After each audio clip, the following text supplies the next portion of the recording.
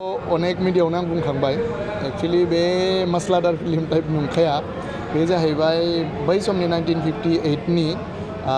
बिफोर 1958 नि स्टोरीखौ लानानै बानायनाय जादों इन्ड' हिस्टोरिकेल आरो बेखौ इन्ड' भुटान एरियायाव जा माने बर' एरियाफोर बिसिनि एरियायाव गोलैयोमोन रायजो जानायफोरनि मा असुबिदा जादोंमोन माबादि माने गंगारफोरा बाहायोमोन जेब्ला माने नोंना टेक्स जेब्ला मोनामोन थ' बेखौ लानानैनो मोनसे माने उन्दै गथ'नि जायनि प्रटगनिस्टनि नामानो जाहैबाय सिजौ थ' बेखौ बेस खालामनानै जों स्टोरीखौ बानायनाय जादोंमोन थ' स्टोरीया बेनि गोजौआवनोसै आरो सानबेसे सोलिगोन बे सिजौ सावथुना सिनेमा हलाव सिजौआथ' 1 उइकथ' ओरैनो सोलिखागोननो हलाव थ' जुदि रायजो राजाफोरा जुदि माने मा होनो नायफैयोबा हला जुदि बुक थाबाय थायोबा 1 मान्थबो सोलिनो हागौ बे हलजों खोथासै आरो रायजोफोरनि अनसायनायनि सायाव आरो दिनाव खनबेसे देखायनायनि टारगेट लादों टारगेटआथ' एक्चुअलि हलनि अनारासो खालामो बेखौ अडियेन्सनि गोजौआवसो जायो बेसे फिलआप जायो थ' बै हिसाबाव प्लेन खालामनानैसो बिसोरो खालामो आरो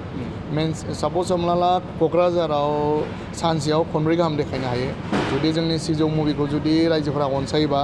होमबा बै स्क्रिनाव गासैबो स्क्रिनावनो बेखौ देखायनाय जागोन आरो जोंनि इउनिभार्सेल सिनेमा हलाव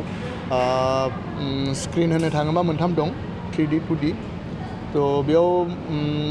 अनारा बुंनाय बादिबा फार्स्टआव जोंना 3 श' दं ओमफ्राय बिनि उनाव आरो बारायनानै होगोन होनदों ओमफ्राय साया सिनेमा हलावनो बिदिनो अनारा बुंदों जे रेसपन्सनि सायाव आरो बुस्थुखौ नोंथाङा सावथुनखौ देखायनायाव माबायदि अनसायनाय मोनगोन बायदि मोनदों बे सावथुन सिनेमा हलाव देखायनायाव रायजो राजानि माबायदि दासिमाव 4 जायगायाव देखायनायाव माबायदि खौरां फैदों दासिमाव नोंथांनियाव आंनाथ' रायजो राजानि सेम बिसास दंखायो जे रायजो राजाफोरना मोजां मोनगोन मानोना आलादा जायगायाव अनेक आं अननाय मोनदों दा लास्ट जोङो गवायावबो बेखौ स्क्रिनिं खालामदोंमोन बेंगालरावबो खालामदोंमोन आरो गुबुन हादोरावबो खालामदोंमोन थ' बिनि रेसपन्सआथ' अनेकनो मोजां थ' बिनि आरो जोंनाथ' आरो बेयाव लकेल जाहैबाय थ' अननायखौ मोनगोन सानो आरो दिनैनि बे हलाव जेखिनि जायगायाव देखायदों माबायदि मानसि जादों होननानै नोंथाङा मानसियाथ' दा नोंथांमोना बुक माइ श'आव नायबानो मिथिगोन फुल श' जानानै दं बे बर'आव एक्सुवेलि बुंनो थाङोबा हिस्ट्रिखौनो बुंनांसिगोन मानोना दिनैनि डेटआव फुल माने बुक जानानै दं दा जाय माने बर' रावखौ बुजिया बियो गुबुन हारियाबो नायनो साबटाइटेल जोंना बे मुभियाव साबटाइटेल मोनखागोन आरो एनादार 2-3 मान्थ्सनि उनाव जों एसामिसावबो डाब खालामगासिनो दं थ' जोंना प्लेनिङा जाहैबाय जों आफ्टार 3 मान्थ्स बा 4 मान्थ्स जोङो अल आसामाव जों रिलिज खालामगोन अल आसामाव जोंना 50+ जोंना हल दं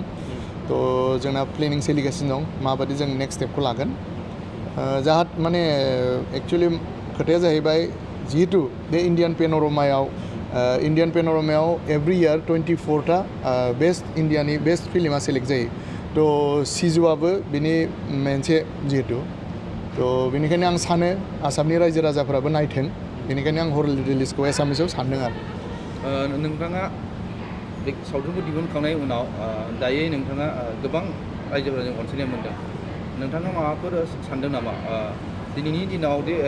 बर' सावथुनाबो मोनसे गोजौ थाखोनि सिनेमा हलाव देखायनो जायगा मोननाय मोनसे केटेगरि जाफिनबाय फिलिंसआ माबायदि मोनदों प्रेजेन्ट